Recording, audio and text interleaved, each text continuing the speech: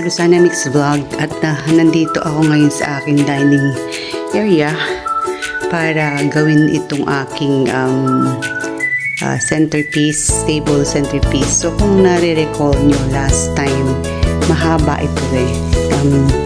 So naka-stretch siyang naka-stretch ngayon. So ang bala kong gawin dyan is lagyan siya ng tatlong wine glass. Hiningal ako kasi dami ko pang ginawa. So, bibilugin lang natin itong artificial plant na to para maging buo siya, maging bilog siya, and then we're going to insert our champagne glass, and then lalagyan natin ng decorations natin. Binilog ko na siya. Ayan, so yan na siya, and then yan siya. Igigitna lang natin siya. Parang this time I wanted simple at maliit, unlike before. So we're going to put our champagne glass in between, sa gitna. Yan. So tingnan lang natin. And then pwede naman siyang same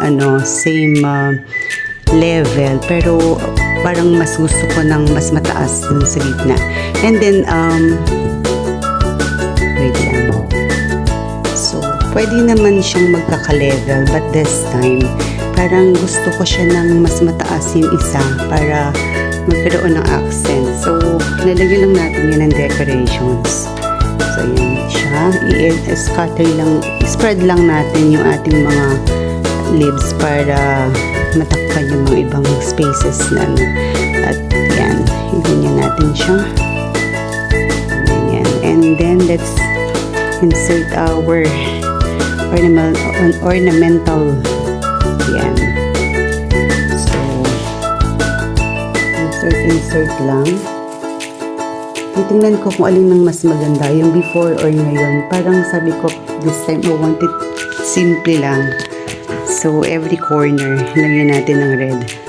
So, dito tayo maglagay. Punuin lang natin. Ano siya, napaka-simple siya, pero looks so elegant, diba? Ayan. And then, dito sa side na to, it's up to you kung anong color ang gusto niyo. Pero gusto ko ng medyo Christmas talaga ang color niya. So, ayan. Yan pa lang na ilalagay ko. Pero, makikita man na yung ganda niya. So let's add some more flowers para makita natin yung ganda niya. Ayan. And then sabi ko nga lalagyan natin dito ng puting kandila, pero bibili pa lang ako tomorrow sa SM after namin magsimba, kasi ngayon ko lang naisip na parang this time gusto ko ng simple lang, maliit lang. And then, mag-a-add lang ako ng ibang decorations dito sa aming formal dining area. So, lagay-lagay lang. Wala namang mali dito sa ginagawa natin. Kung anong gusto nyo yung decorations, so be it. As long as meron tayong decoration na centerpiece sa ating mga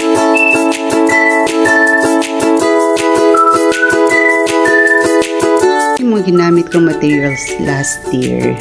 So, nag-ano lang tayo. Nagre-recycle tayo ng mga gamit natin. So, lagyan natin dito para may contrast siya. Ayan. Dito din sa gawin na to.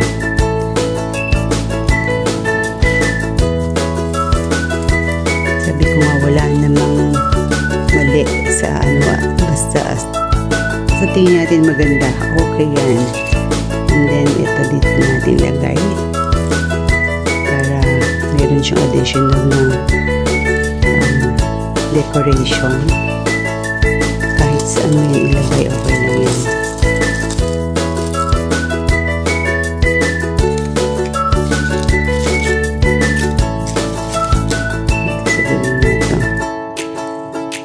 Ala akong tinamad na akong maglagay ng tripod. Ayan, see, gumaganda na siya. And then lagyan natin sa kabila na to. Maglagay muna tayo ng green. Ayan, para may contrast siya. And then lagyan natin ng ano ba to? Hindi naman siya cherry eh. Berries. Yan. So, lagyan natin dito. Mas maganda.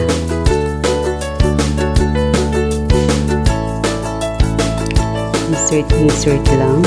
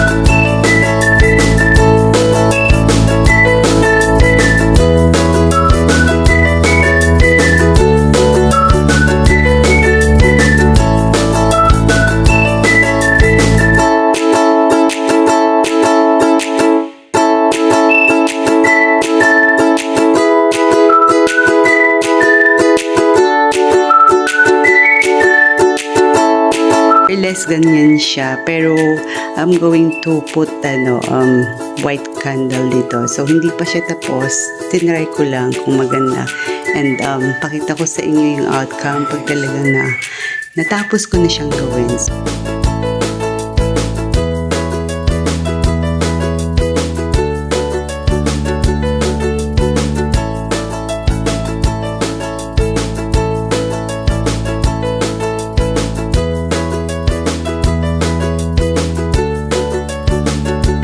Again, this is Rosarna Mix Vlog, and nandito na ako sa aking living area. Yan. So, nakapag-decorate na ako ng Christmas. So, yan na siya. Ilagay ko lang yung isang console table dito para dyan ko ilagay ang aking mga Christmas display, mga nutcrackers. So, nabili ko sa Dapitan. And yung aking dalawang Santa Claus, yan, nandiyan siya. Ayan.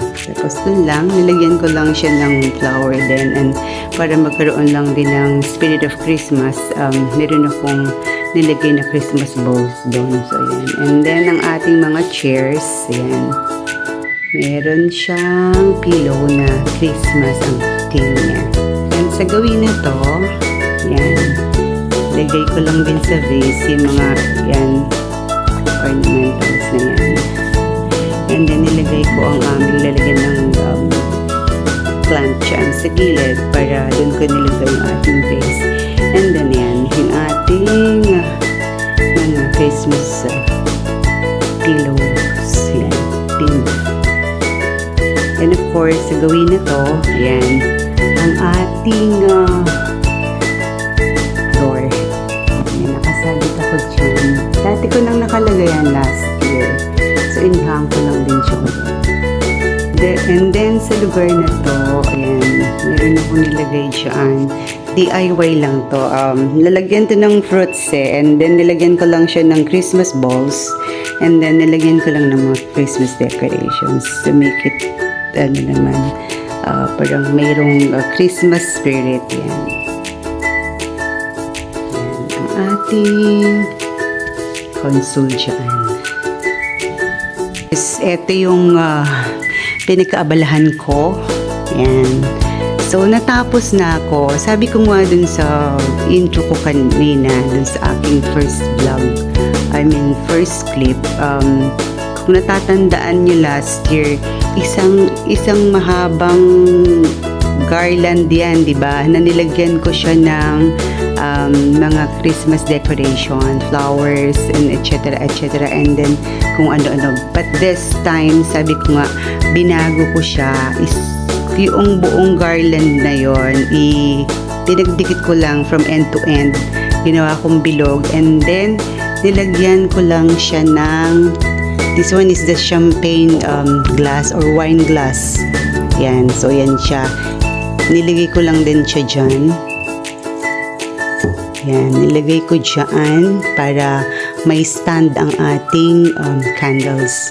So yan, and then nung naibilog ko na siya, nilagyan ko na siya ng mga decorations na ganyan para maiba naman, and nilagyan ko ng kandila na white candles.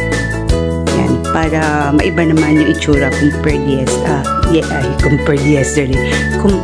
last year. So ayan, nilagay ko lang yung aking mga cookie jars dyan para meron siyang katerno man lang, hindi ano, pero titingnan ko pa kung anong pwede kong ilagay dyan na sa tingin ko ay magiging okay at mas maganda. So dito sa gawin na to, ito yan, dati kasi nilagay ko dito sa table yung formal dining table namin to tinitingnan ko kung balanse, kasi parang hindi balanse, kailangan meron pa akong isa para balanse siya. So ayan siya, kakagulo na yun. Lalagyan ko ito ng mga dinnerwares yung mga serving dish ko. So yan. So hindi pa siya masyadong tapos kasi meron pa akong nandoon. Hindi ko yan alam kung saan ko ilalagay. At kung dito ko kinuha sa ilalim yung aking champagne wine or glass, champagne glass, or basta yung wine glass na yun. So ayan siya.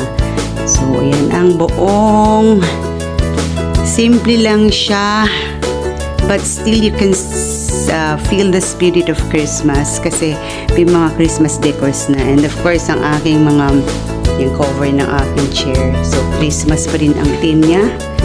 Ayan, so yan yung aking pinagkahirapan. Actually it's just a simple Christmas decor for tables, formal dining table. So yan lang, sabi ko nga, bilugin mo lang yung garland, and then lagyan mo lang, insert mo lang yung mga flowers and ibang ornamentals. And sabi ko rin nga na gumamit ako ng glass wine para yan, ito glass wine, para at least may iba naman siya. Actually pwede siyang pantay-pantay, but I decided to yung ilagay yung mas mataas sa gitna para maganda naman. And then bumili ako ng kandila na yan ang color, Christmas color, and then white. Pwede naman ding white din ito. So thank you everyone.